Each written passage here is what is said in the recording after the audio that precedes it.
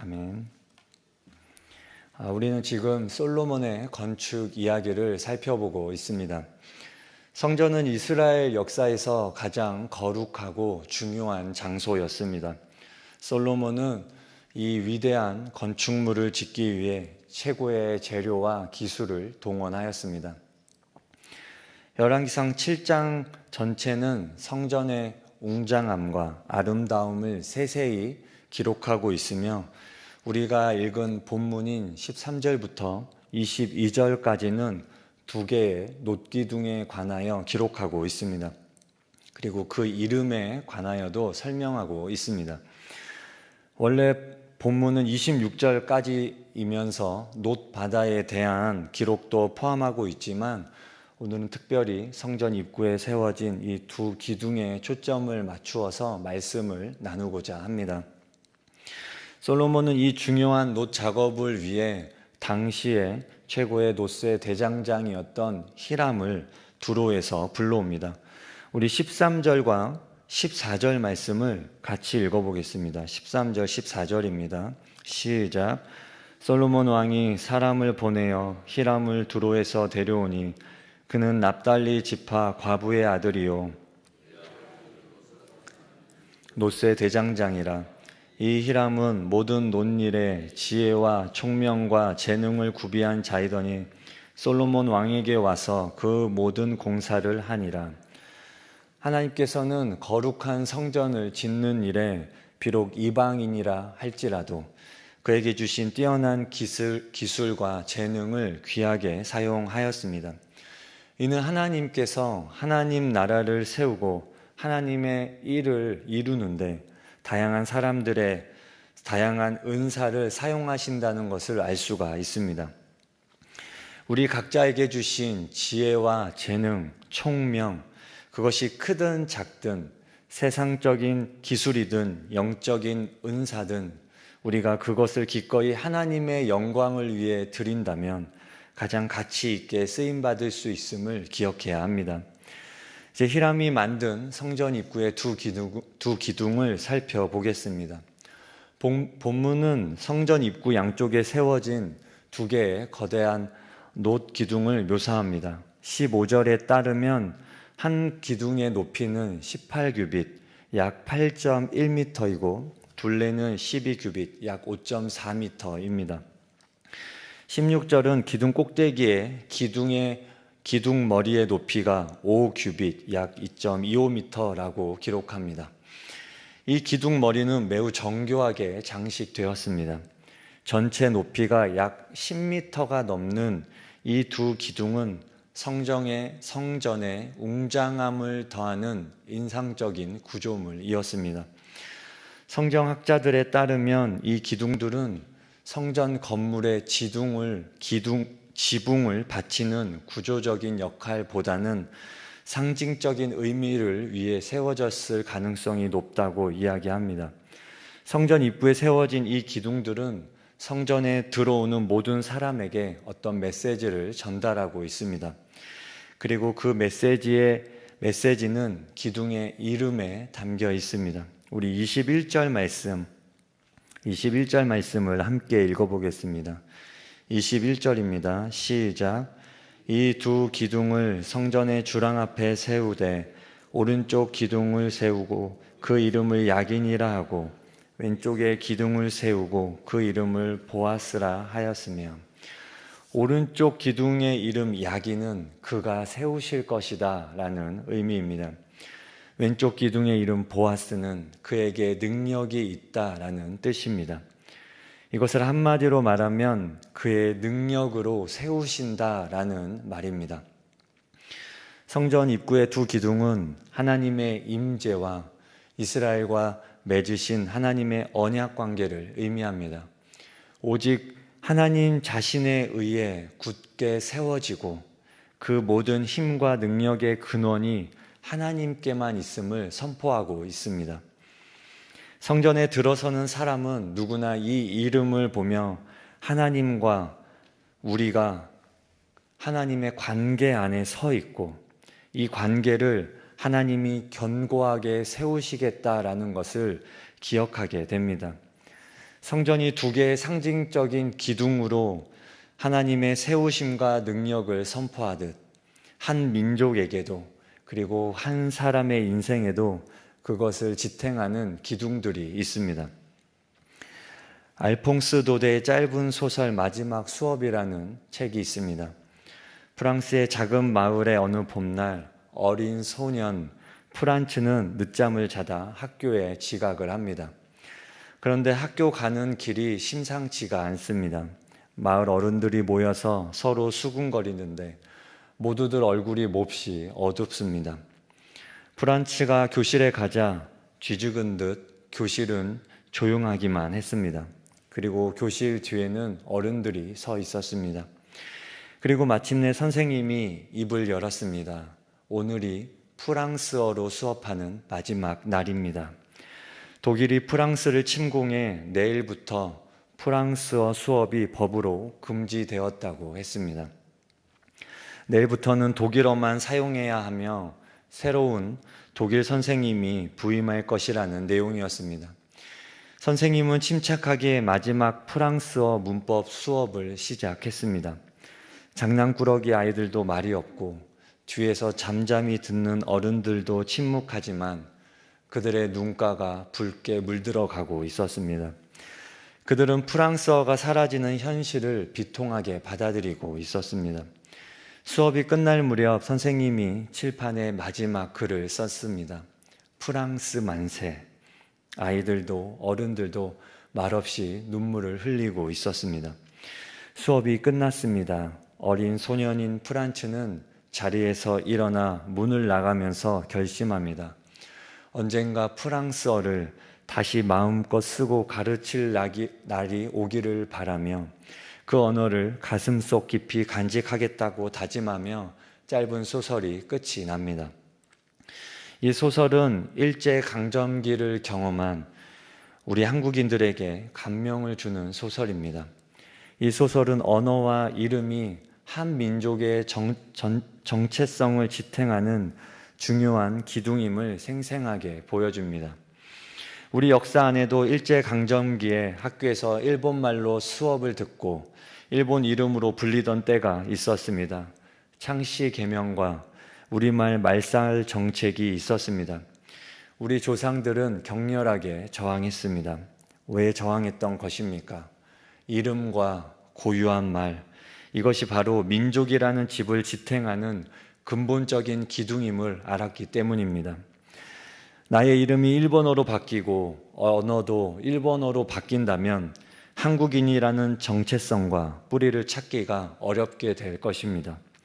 많은 한국인들이 자신의 모든 것을 바쳐 한국말과 이름을 지키려 투쟁했던 것은 그것이 바로 민족이라는 집을 바치는 커다란 기둥이라고 생각했기 때문입니다. 나라의 기둥이 있듯 한 사람의 일생에도 그 사람을 받쳐주는 기둥들이 있습니다. 어릴 적 고등학교 친구는 대학 입학 직전 갑작스럽게 암으로 아버지를 여의었습니다. 평소 건강하고 든든했던 아버지의 부재는 친구에게 마치 인생을 지지하던 커다란 기둥 하나가 갑자기 무너진 것 같다고 느껴졌다고 합니다. 그 충격으로 친구는 한동안 마음의 갈피를 잡지 못하고 방황이 깊었다고 말했습니다.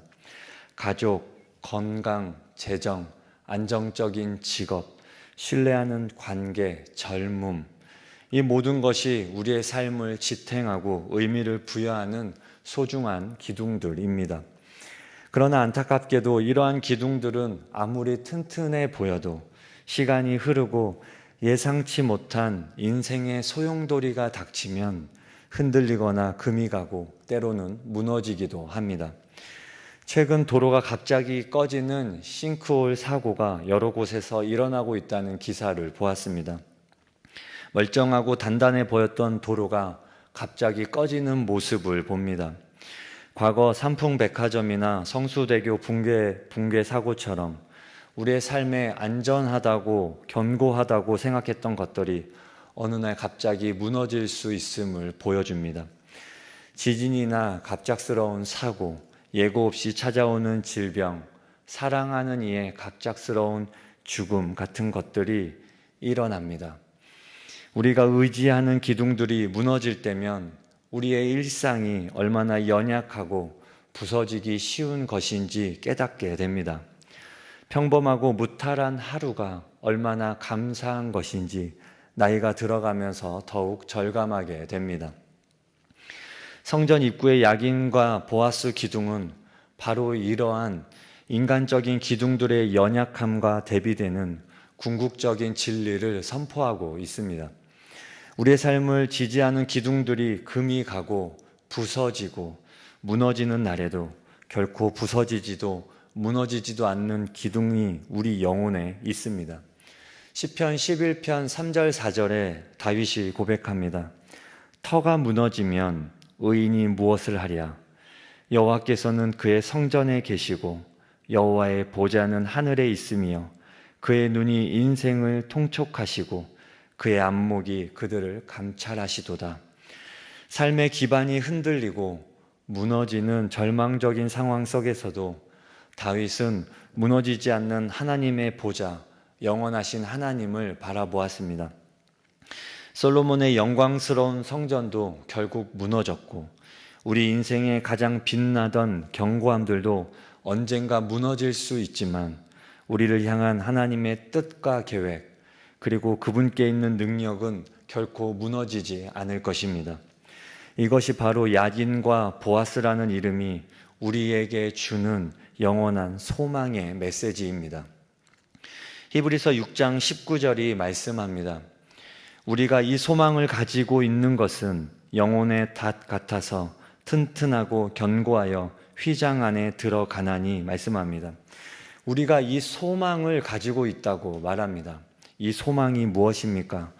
바로 예수 그리스도를 통한 구원과 영생의 소망입니다. 미래에 대한 확신입니다. 이 소망이야말로 우리 영혼이 거센 폭풍 속에서도 흔들리지 않고 무너지지 않는 기둥입니다. 삶의 기둥들이 부서지는 날에도 건강이라는 기둥이 무너지고 가족이라는 기둥이 흔들릴지라도 재정이라는 기둥이 쓰러지고 젊음이라는 기둥이 약해질지라도 우리에게는 예수 그리스도 안에 있는 무너지지 않는 소망, 영원히 변치 않는 하나님의 뜻과 능력이 있습니다. 비터 플랭크 박사가 기록한 죽음의 수용소에서라는 책이 있습니다. 실제 아우슈비츠 수용소에서 겪었던 비인간적인 대우를 심리학자이자 의사의 입장에서 쓴 기록입니다. 빅터 플랭크 박사는 자신이 수용소에서 만났던 한 젊은 여인의 이야기를 전합니다.